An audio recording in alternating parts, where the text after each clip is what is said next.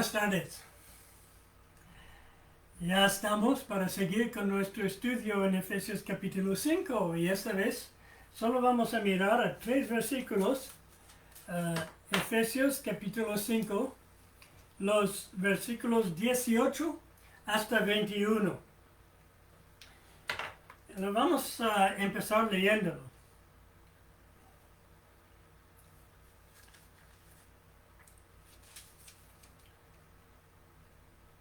No os embriaguéis con vino, en lo cual hay disolución. Antes bien, sed llenos del Espíritu, hablando entre vosotros con salmos, con himnos y cánticos espirituales, cantando y alabando al Señor en vuestros corazones, dando siempre gracias por todo al Dios y Padre en el nombre de nuestro Señor Jesucristo. Hasta aquí. Se habla de la llenura o plenitud del Espíritu Santo. ¿Qué es una vida que esté llena del Espíritu Santo? Se han hecho muchos errores sobre este tema. Yo mismo, al principio de mi vida cristiana, tuve mucha confusión sobre el tema también. Por ejemplo, algunos piensan que la plenitud del Espíritu Santo es una experiencia momentánea.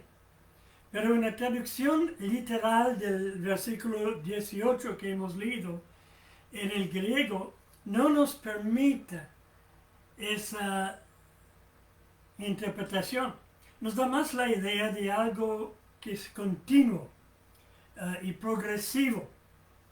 Se podría describir como siendo cada vez más llenos del Espíritu Santo, o más literalmente siguiendo llenándoos del Espíritu. La expresión, digamos, se traduciría literalmente, si no estáos llenándoos del Espíritu. En otras palabras, el escritor inspirado quiere que el Espíritu Santo ocupe una parte cada vez mayor de nuestra vida. Es el camino de perfeccionamiento en Cristo. Como ya he comentado en otros momentos, no se trata que nosotros tengamos más del Espíritu Santo. El Espíritu Santo no es como agua, no es una cantidad, es una persona. Pero Él quiere tener más de nosotros, quiere llenarnos más. Hay otros que piensan que una vida llena del Espíritu Santo se manifieste en dones espirituales impresionantes. Aunque sí el Espíritu Santo da dones, pero el Nuevo Testamento nos presenta más bien al Espíritu como siendo una persona que cambia nuestro comportamiento y nuestras actitudes a medida que nos llena y a medida que dirige nuestras vidas. Por eso tenemos el fruto del Espíritu en Gálatas 5, versículos 22 y 23. Es posible que ya siguieron mi estudio en aquel texto. Pues en el pasaje que estamos estudiando ahora, vemos cómo el Espíritu Santo llega a ser cada vez más dinámica en nuestra vida personal, en nuestra vida familiar. Es la dinámica de nuestra vida personal y nuestra vida familiar, en nuestra relación con la sociedad, en nuestra relación con nuestras relaciones dentro de la iglesia.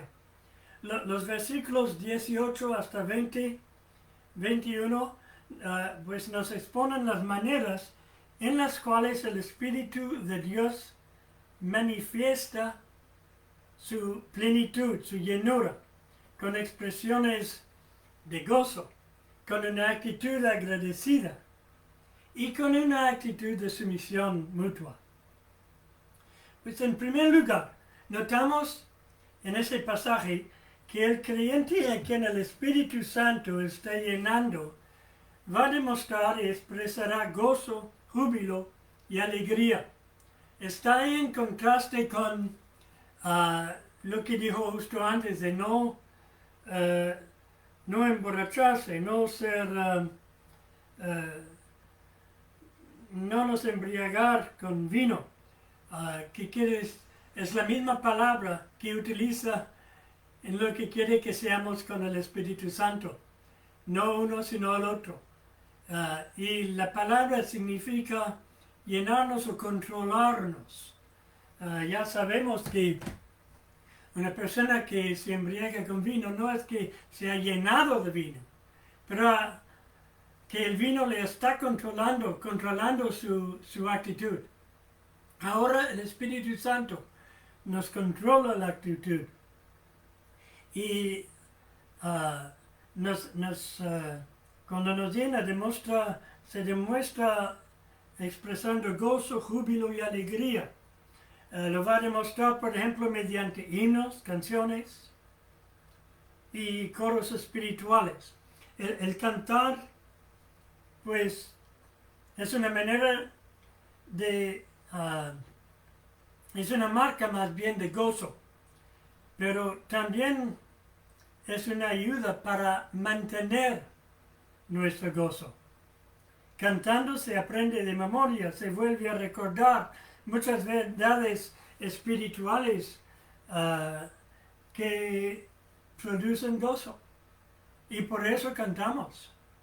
Sí, hasta yo que no puedo mantener un aire, pero cantando en grupo, cantando en congregación, me ayuda mucho. Claro, depende de lo que estamos cantando. Por eso la música cristiana tiene tanto impacto en nuestras vidas. La expresión al final del versículo 19, alabando al Señor en vuestros corazones, podría igualmente traducirse haciendo música con instrumentos al Señor mediante vuestros corazones o de todo corazón. No solo que la música demuestre un ambiente de gozo, sino que es música que se dirige al Señor. No es una alegría carnal, sino un sentimiento de júbilo por el hecho de que Dios vive y reina en nuestras vidas. Así es una manera positiva, una manera espiritual de expresarse. Nosotros mismos somos los mayores beneficiados de esta actitud. ¿Sabe que Nehemías, en capítulo 8, versículo 10 del libro de Nehemías, dice, el gozo del Señor será vuestra fuerza? El gozo del Señor será vuestra fuerza. Seamos seguros que nuestro gozo es el gozo del Señor. Esta alegría expresa una victoria que no siempre se ve.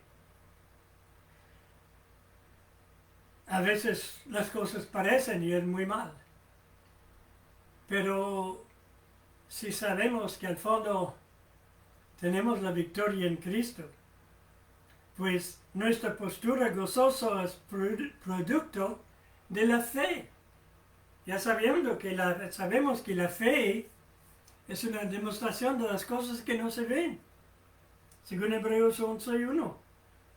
No se puede separar la plenitud del Espíritu del hecho de caminar por la fe. La epístola a los Gálatas habla de caminar por la fe. Hasta en capítulo 5 habla de eso también y luego nos describe el caminar por el Espíritu. Creo que las dos expresiones en la Biblia se pueden considerar como siendo sinónimas. Caminar por la fe, caminar en la luz, caminar por el Espíritu o estar lleno del Espíritu. Son todas expresiones que describen la misma cosa. Lo describen en diferentes palabras para que entendamos mejor de qué se trata. A veces, creyentes que tienen ciertos errores doctrinales tienen una mejor vida con el Señor que otros que parecen entender la doctrina del Espíritu Santo de una manera más clara y bíblica. ¿Por qué? ¿Por qué será eso? Pues la razón en parte puede ser su gozo. Ese gozo es su fuerza. También puede tener más fe. Son positivas, esperan cosas. Podríamos seguir perfeccionando y purificando nuestra doctrina. Y eso es muy positivo y muy importante que tengamos las doctrinas correctas. Pero si hacemos eso sin necesariamente conseguir ningún progreso en la batalla espiritual, por no tener este gozo, esa alegría en el Señor. Y entonces toda nuestra sabiduría, todo nuestro conocimiento doctrinal cae en nada. Aprendamos a expresarnos con gozo, a cantar, a alabar al Señor. La segunda prueba o manifestación de una vida que se está llenando cada vez más del Espíritu, es muy unido a la primera. Habla de una actitud agradecida. El apóstol nos dice, dando gracias siempre respecto a todas cosas, a Dios Padre, en el nombre de nuestro Señor Jesucristo. Eso es traducción mía. Quizá debería leer lo que dice en nuestra Biblia. Dando siempre gracias por todo al Dios y Padre, en el nombre de nuestro Señor Jesucristo.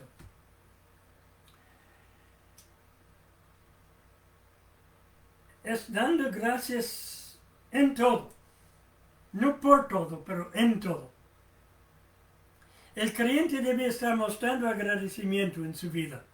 Y no basta con sentirlo. Normalmente, si no lo expresa de alguna forma, es porque no lo siente verdaderamente. Notamos que el texto dice dando siempre gracias. Eso debe ser nuestro estilo de vida. Debemos ser personas que suelen dar gracias a Dios. Esta característica sería una de las diferencias entre nosotros y el mundo de fuera.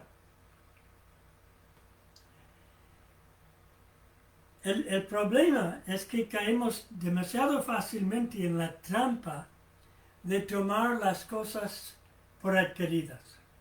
Las aceptamos automáticamente sin pensarlo, como si fuera algo debido. Solo lo pensamos cuando no están.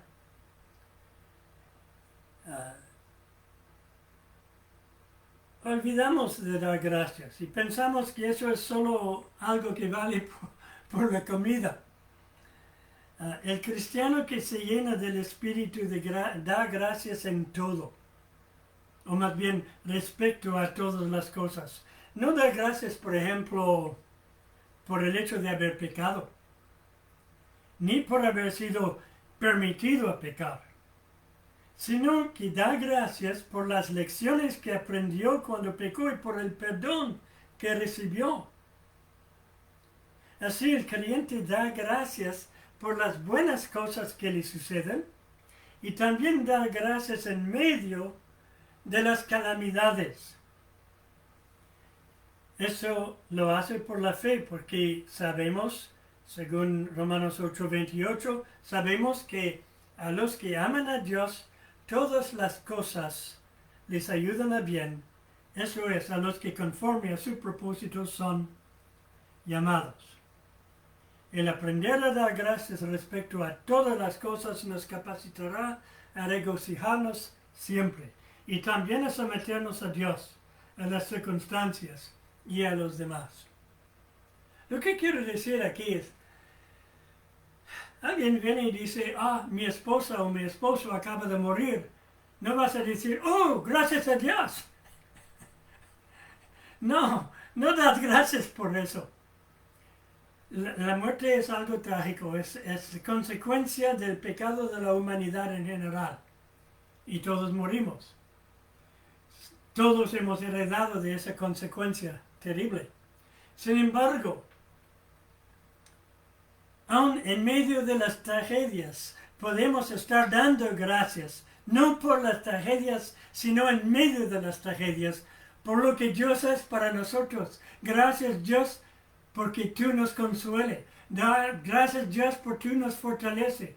Gracias por la vida de esa persona. O gracias por los amigos que están en torno nuestro, o lo que sea, pero podemos dar gracias a Dios, al menos por la presencia de Dios en medio de esto. Por último, llegamos a aquella prueba de una vida que se sigue llenando del Espíritu, que nos puede parecer algo más difícil. Es la prueba de la vida en comunidad. Lo que vemos en el versículo 21 que leí.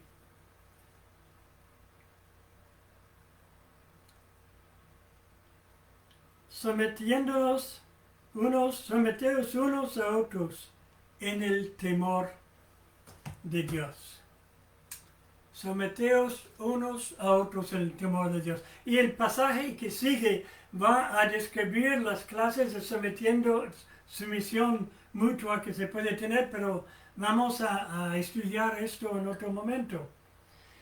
Pero en nuestra relación entre la iglesia, sometiéndonos unos a otros, esa es la prueba de la vida en comunidad. Esta prueba es la demostración de una actitud sumisa. La sumisión deja actuar el Espíritu en nuestras vidas en vez de estorbarlo con el yo. Ya sabe que en Romanos 7 nos explica que cuando habla de la carne, no la carne que comemos, pero de la carne, hablando del principio ahí, quiere decir el yo, el ego. Pues esa sumisión no es la sumisión de un esclavo sujeto a otras personas. No es ser subyugado, haciendo y aceptando las cosas por obligación. Más bien, la sumisión cristiana y bíblica es la actitud de una persona que sirve a los demás gozoso y voluntariamente. Ya volvemos con el gozo, ¿no es cierto? Tampoco es cuestión de una sumisión por causa de una posición o una postura inferior en el mundo social, o en la iglesia, o en la familia. Esta idea se descarta por las palabras los unos a los otros. En otras palabras, todos tienen que someterse unos a otros. Se dirige igualmente a los ancianos, a los diáconos y a todos los demás miembros. Esta sumisión es una expresión de amor y es el contrario del egoísmo. En el libro, los libretos devocional del Pan Diario de hace unos años, hubo un artículo con el título La ira paralizadora. Ahí se contaba una historia que ilustra muy bien el problema del egoísmo y su solución. Cuenta una fábula de un joven león. No sé si hablaba quizás de los leones monteses. Y una cabra montés. Muy sedientos, ambos animales llegaron al mismo tiempo a un charco de agua. Inmediatamente empezaron a discutir quién iba a tomar agua primero. El desacuerdo llegó a tal intensidad que ambos decidieron que antes morirían que dar al otro el privilegio de apagar el sed el primero, el orgullo. Mientras los dos se enfrentaban tercamente entre sí, su ira se transformaba en una cólera desenfrenada. Pero entonces algo les distrajo y ambos animales miraron hacia arriba y volando en círculos, una bandada de buitres se cernía sobre ellos, esperando que el perdedor cayera. Esto fue todo lo que necesitaron para dar fin a su pendencia. El egoísmo no quiere ceder hasta que se ve obligado a hacerlo. El amor cede con gozo porque se somete gozosamente, voluntariamente. La fe se somete con más facilidad porque puede ver la mano de Dios en todo. Y por eso, aun cuando la sumisión es algo obligatorio en ciertas cosas, por ejemplo, si estoy manejando el carro aquí en el Quebec y veo unos lucitos detrás de mí y aún más cuando hay una sirena, me someto, me detengo. Eso estoy obligado, ¿no? No es una sumisión gozoso, pero yo puedo escoger de ser gozoso en ese sentido. Jesús nos dio el ejemplo de tal sumisión en el huerto de Getsemaní, diciendo en Lucas 22, versículo 42, pero no se haga mi voluntad, sino la tuya, hablando al Padre. No mi voluntad, sino la tuya.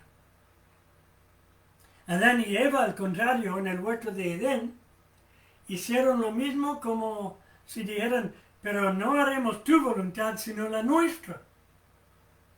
Esa es la diferencia entre andar por el Espíritu y andar por la carne, por el yo. Y de paso, Jesucristo fue glorificado, sentado en el trono del Padre. Adán y Eva fueron botados del huerto. La sumisión es victoriosa. Esta sumisión, el apóstol explica, se hace en el temor de Dios, según nuestra traducción que tenemos. Más literalmente, podemos decir en la reverencia piadosa de Cristo. Si vemos a Cristo los unos en los otros, entonces vamos a aprender a respetarnos los unos a los otros, porque vemos a Cristo ahí. En la vida muy a menudo vemos que es el triunfador que sabe someterse. En la vida de Jacob con Dios, era tras haber sido llamado vencedor con Dios, o príncipe con Dios, el significado de Israel, a Peniel, que pudo someterse y así él encontró la paz. Los que no se someten no son triunfadores. Nunca lo han sido y nunca lo serán. Por eso no tienen nada en el corazón para cantar y no saben lo que es ser agradecidos. Podemos mirar, no, estoy tentado de ir en la política ahí, pero lo dejaré. Pero estoy pensando a veces cuando ciertos políticos no quieren someterse a la voluntad del pueblo, no se muestran triunfadores. Todo lo contrario, son los mayores perdedores. Y los que se someten, aunque no les sirve bien del momento, a lo largo son respetados, son triunfadores. ¿Cuál sitio ocupa el Espíritu Santo en su vida? ¿Está reinando en usted? ¿Está controlando su vida? ¿Usted le está dando una oportunidad a Él? Si nos ocupamos solo de las cosas terrenales, no le estamos dando posibilidades al Espíritu de Dios. Hemos de aprender a pensar en las cosas celestiales, teniendo la mira en las cosas de arriba, como dice Colosenses 3, 1 a 3. Y una cosa que nos influye en ese sentido, tanto personalmente como de manera colectiva, es la expresión de gozo espiritual expresado en himnos y coros. El agradecimiento también crece en la expresión de lo mismo. Por eso enseñamos a nuestros hijos a decir gracias, porque diciéndolo, llegamos a sentirlo. Y colectivamente el Espíritu Santo podía obrar entre nosotros en la medida en que practicamos voluntariamente una sumisión mutua, sincera y gozosa. El espíritu del egoísmo contriste al Espíritu Santo. Hacemos mejor si nos armonizamos con Él para que Él pueda seguir llenándonos, fluyendo a través de nuestras vidas. Que el Señor les bendiga abundantemente, que le dé una buena noche de descanso.